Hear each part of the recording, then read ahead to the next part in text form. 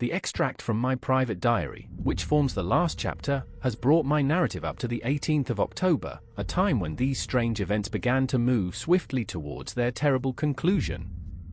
The incidents of the next few days are indelibly graven upon my recollection, and I can tell them without reference to the notes made at the time.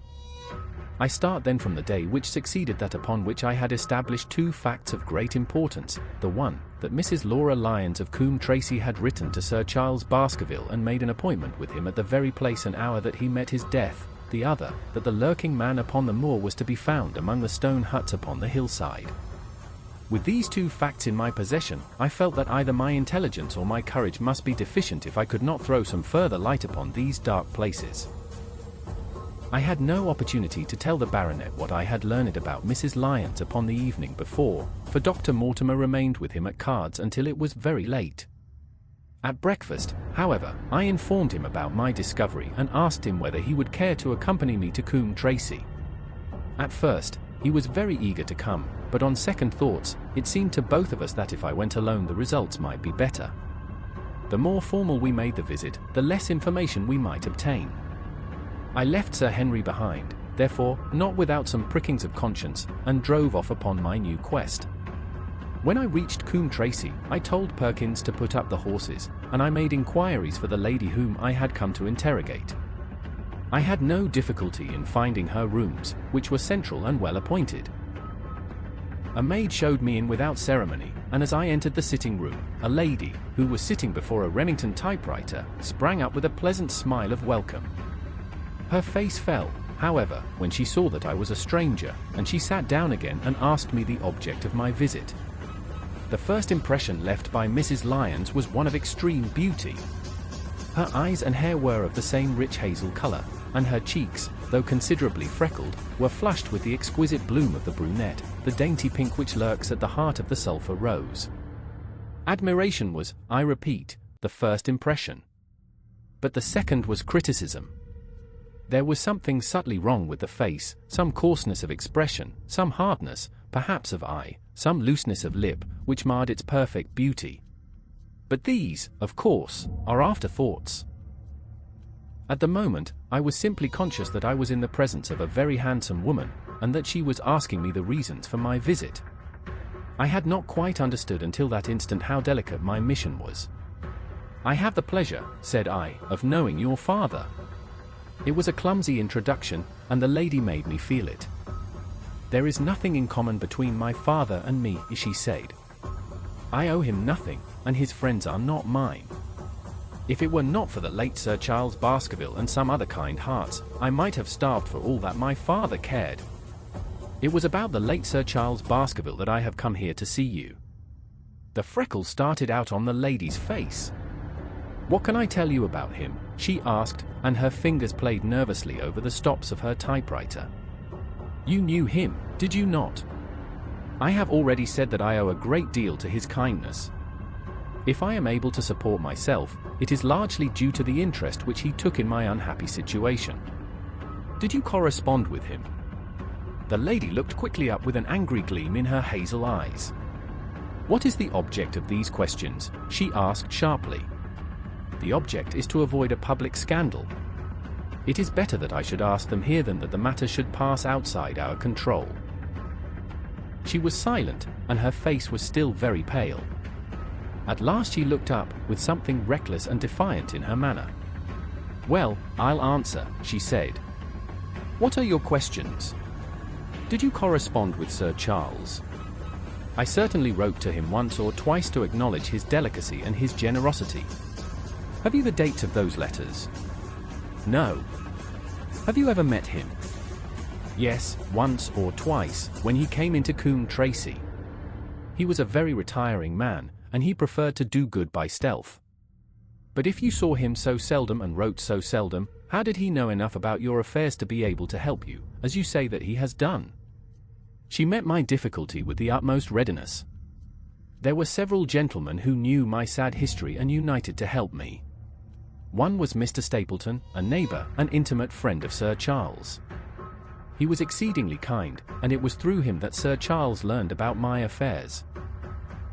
I knew already that Sir Charles Baskerville had made Stapleton his almoner upon several occasions, so the lady's statement bore the impress of truth upon it. "Did you ever write to Sir Charles asking him to meet you?" I continued. Mrs. Lyons flushed with anger again. "Really, sir, this is a very extraordinary question. I am sorry, madam, but I must repeat it." Then I answer, "Certainly not. Not on the very day of Sir Charles' death." The flush had faded in an instant, and a deathly face was before me. Her dry lips could not speak the no which I saw rather than heard. "Surely your memory deceives you," said I. "I could even quote a passage of your letter. It ran, 'Please, please, as you are a gentleman, burn this letter, and be at the gate by 10 o'clock. I thought that she had fainted, but she recovered herself by a supreme effort. "Is there no such thing as a gentleman?" she gasped. "You do Sir Charles an injustice. He did burn the letter. But sometimes a letter may be legible even when burned. You acknowledge now that you wrote it." "Yes, I did write it," she cried, pouring out her soul in a torrent of words. "I did write it. Why should I deny it? I have no reason to be ashamed of it. I wished him to help me. I believed that if I had an interview I could gain his help, so I asked him to meet me. But why at such an hour? Because I had only just learned that he was going to London next day and might be away for months. There were reasons why I could not get there earlier. But why a rendezvous in the garden instead of a visit to the house? Do you think a woman could go alone at that hour to a bachelor's house? Well, what happened when you did get there?" "I never went." "Mrs. Lyons." "No, I swear it to you, on all I hold sacred. I never went. Something intervened to prevent my going." "What was that?" "That is a private matter. I cannot tell it." "You acknowledge then that you made an appointment with Sir Charles at the very hour and place at which he met his death, but you deny that you kept the appointment." "That is the truth." Again and again I cross-questioned her, but I could never get past that point. "Mrs. Lyons," said I, as I rose from this long and inconclusive interview, "you are taking a very great responsibility and putting yourself in a very false position, by not making an absolutely clean breast of all that you know. If I have to call in the aid of the police, you will find how seriously you are compromised. If your position is innocent, why did you in the first instance deny having written to Sir Charles upon that date?" "Because I feared that some false conclusion might be drawn from it, and that I might find myself involved in a scandal." "And why were you so pressing that Sir Charles should destroy your letter? If you have read the letter you will know." "I did not say that I had read all the letter." "You quoted some of it." "I quoted the postscript. The letter had, as I said, been burned, and it was not all legible. I ask you once again, why was it that you were so pressing that Sir Charles should destroy this letter which he received on the day of his death? The matter is a very private one. The more reason why you should avoid a public investigation. I will tell you then. If you have heard anything of my unhappy history, you will know that I made a rash marriage and had reason to regret it. I have heard so much. My life has been one incessant persecution from a husband whom I abhor. The law is upon his side, and every day I am faced by the possibility that he may force me to live with him. At the time that I wrote this letter to Sir Charles, I had learned that there was a prospect of my regaining my freedom, if certain expenses could be met. It meant everything to me, a peace of mind, happiness, self-respect, everything. I knew Sir Charles' generosity, and I thought that if he heard the story from my own lips, he would help me. Then how is it that you did not go? Because I received help in the interval from another source. Why then did you not write to Sir Charles and explain this? So I should have done had I not seen his death in the paper next morning. The woman's story hung coherently together, and all my questions were unable to shake it. I could only check it by finding if she had indeed instituted divorce proceedings against her husband at or about the time of the tragedy. It was unlikely that she would dare to say that she had not been to Baskerville Hall. If she really had been, for a trap would be necessary to take her there, and she could not have returned to Coombe Tracey until the early hours of the morning. Such an excursion could not be kept secret. The probability was, therefore, that she was telling the truth, or, at least, a part of the truth. I came away baffled and disheartened. Once again, I had reached that dead wall which seemed to be built across every path by which I tried to get at the object of my mission. And yet, the more I thought of the lady's face and of her manner, the more I felt that something was being held back from me. Why should she turn so pale? Why should she fight against every admission until it was forced from her? Why should she have been so reticent at the time of the tragedy? Surely, the explanation of all this could not be as innocent as she would have me believe. For the moment I could proceed no farther in that direction, but must turn back to that other clue, which was to be sought for among the stone huts upon the moor. And that was a most vague direction. I realized it as I drove back, and noted how hill after hill showed traces of the ancient people. Barrymore's only indication had been that the stranger lived in one of these abandoned huts, and many hundreds of them are scattered throughout the length and breadth of the moor. But I had my own experience for a guide, since it had shown me the man himself standing upon the summit of the Black Tor. That then should be the center of my search. From there, I should explore every hut upon the moor until I lighted upon the right one. If this man were inside it, I should find out from his own lips, at the point of my revolver if necessary, who he was, and why he had dogged us so long. He might slip away from us in the crowd of Regent Street, but it would puzzle him to do so upon the lonely moor. On the other hand, if I should find the hut, and its tenant should not be within it, I must remain there, however long the vigil, until he returned. Holmes had missed him in London. It would indeed be a triumph for me if I could run him to earth where my master had failed. Luck had been against us again and again in this inquiry, but now at last, it came to my aid. And the messenger of good fortune was none other than Mr. Frankland, who was standing, grey-whiskered and red-faced, outside the gate of his garden, which opened onto the high road along which I travelled. "Good day, Dr. Watson," cried he with unwonted good humour. "You must really give your horses a rest, and come in to have a glass of wine and to congratulate me." My feelings towards him were very far from being friendly, after what I had heard of his treatment of his daughter, but I was anxious to send Perkins and the wagonette home, and the opportunity was a good one. I alighted and sent a message to Sir Henry that I should walk over in time for dinner. Then I followed Frankland into his dining room. "It is a great day for me, sir, one of the red-letter days of my life," he cried with many chuckles. "I have brought off a double event. I mean, to teach them in these parts that law is law, and that there is a man here who does not fear to invoke it. I have established a right-of-way through the centre of Old Middleton's Park, slap across it, sir, within 100 yards of his own front door. What do you think of that? We'll teach these magnates that they cannot ride roughshod over the rights of the commoners, confound them. And I've closed the wood where the Fernworthy folk used to picnic.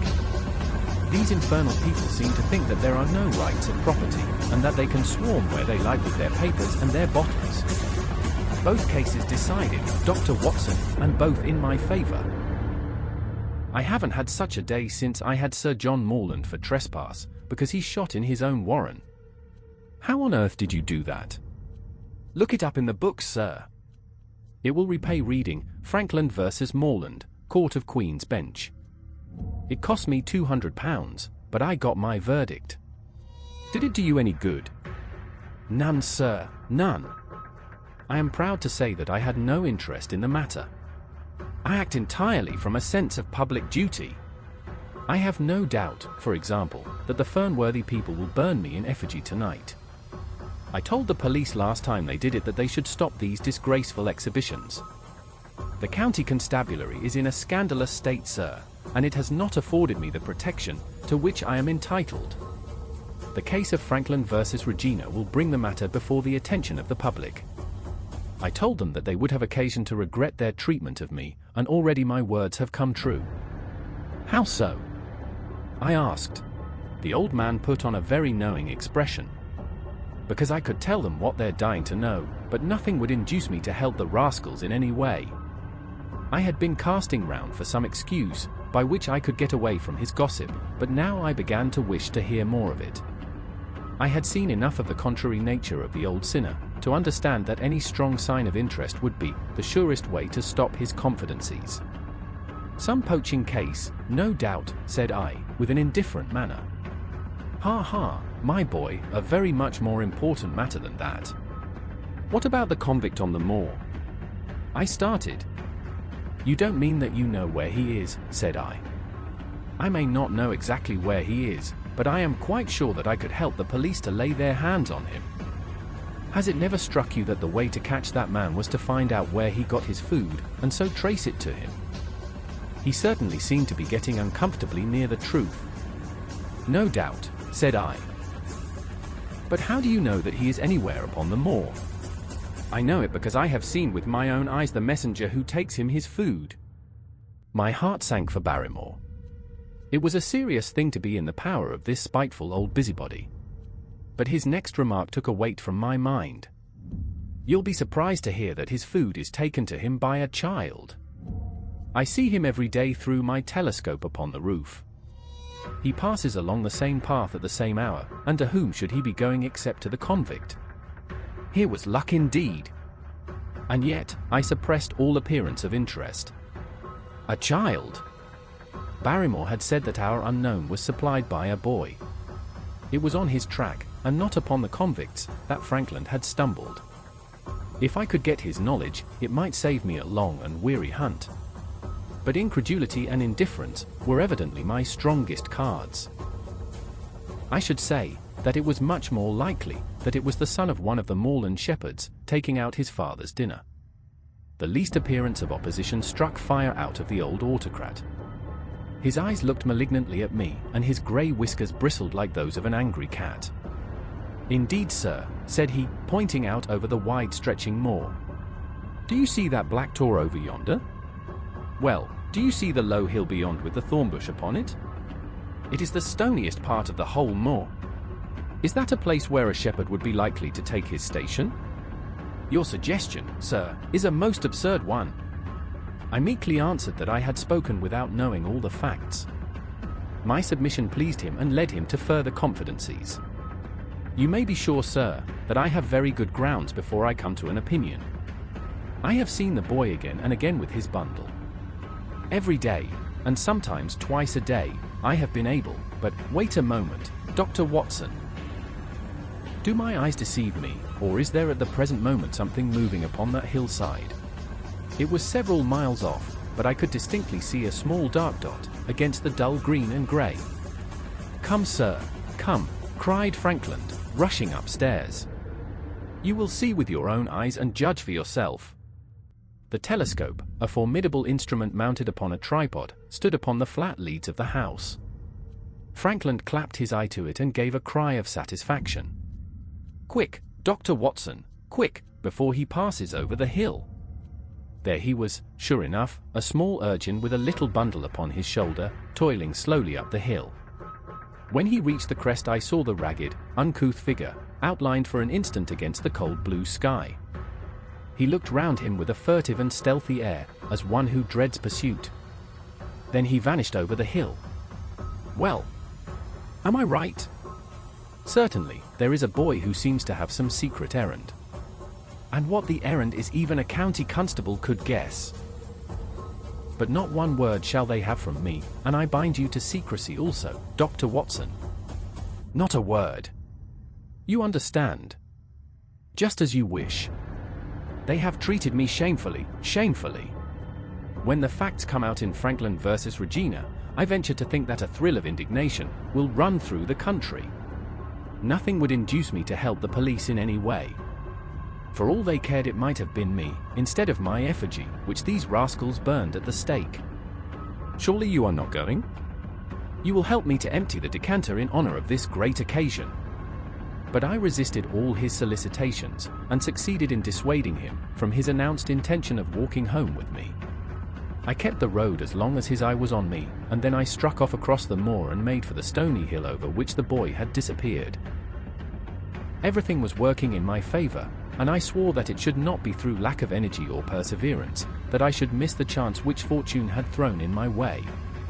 The sun was already sinking when I reached the summit of the hill, and the long slopes beneath me were all golden green on one side and grey shadow on the other. A haze lay low upon the farthest skyline, out of which jutted the fantastic shapes of Belliver and Vixen Tor.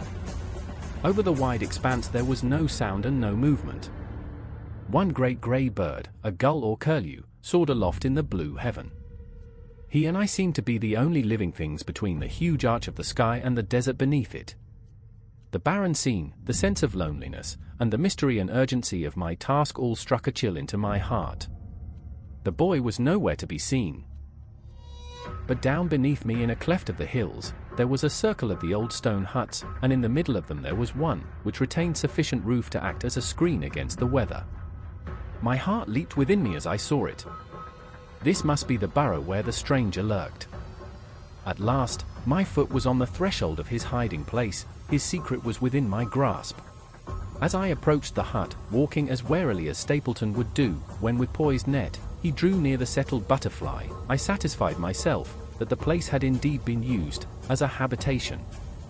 A vague pathway among the boulders led to the dilapidated opening which served as a door. All was silent within. The unknown might be lurking there, or he might be prowling on the moor. My nerves tingled with the sense of adventure. Throwing aside my cigarette, I closed my hand upon the butt of my revolver, and walking swiftly up to the door, I looked in. The place was empty.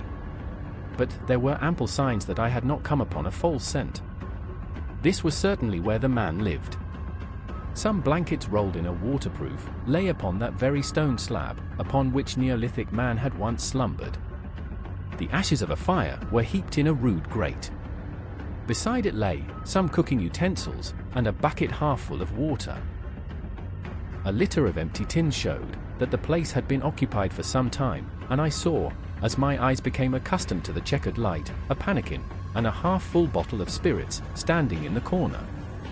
In the middle of the hut, a flat stone served the purpose of a table, and upon this stood a small cloth bundle, the same, no doubt, which I had seen through the telescope upon the shoulder of the boy.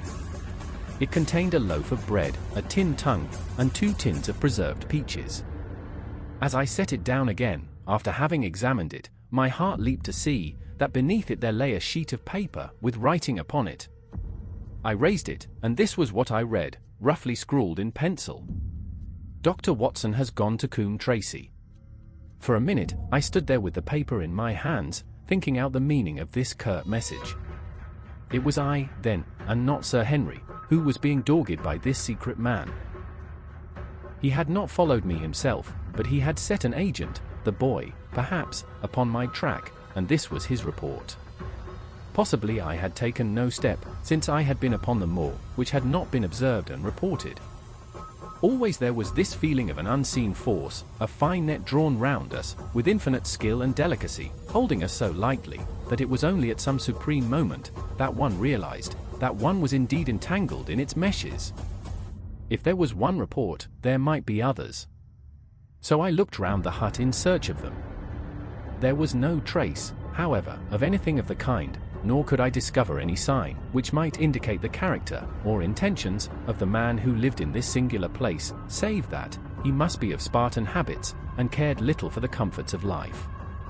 When I thought of the heavy rains and looked at the gaping roof, I understood how strong and immutable must be the purpose which had kept him in that inhospitable abode.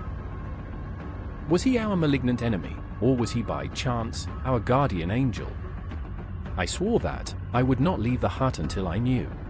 Outside, the sun was sinking low, and the west was blazing with scarlet and gold. Its reflection was shot back in ruddy patches by the distant pools which lay amid the great Grimpen mire.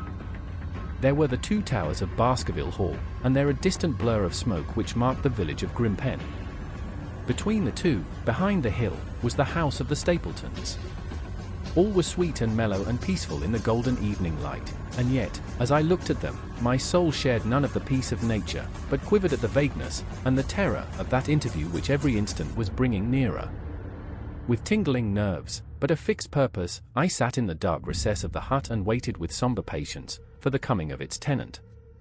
And then at last, I heard him. Far away came the sharp clink of a boot striking upon a stone. Then another, and yet another, coming nearer and nearer. I shrank back into the darkest corner, and cocked the pistol in my pocket, determined not to discover myself, until I had an opportunity of seeing something of the stranger. There was a long pause, which showed that he had stopped. Then once more, the footsteps approached, and a shadow fell across the opening of the hut. "It is a lovely evening, my dear Watson," said a well-known voice. "I really think that you will be more comfortable outside than in."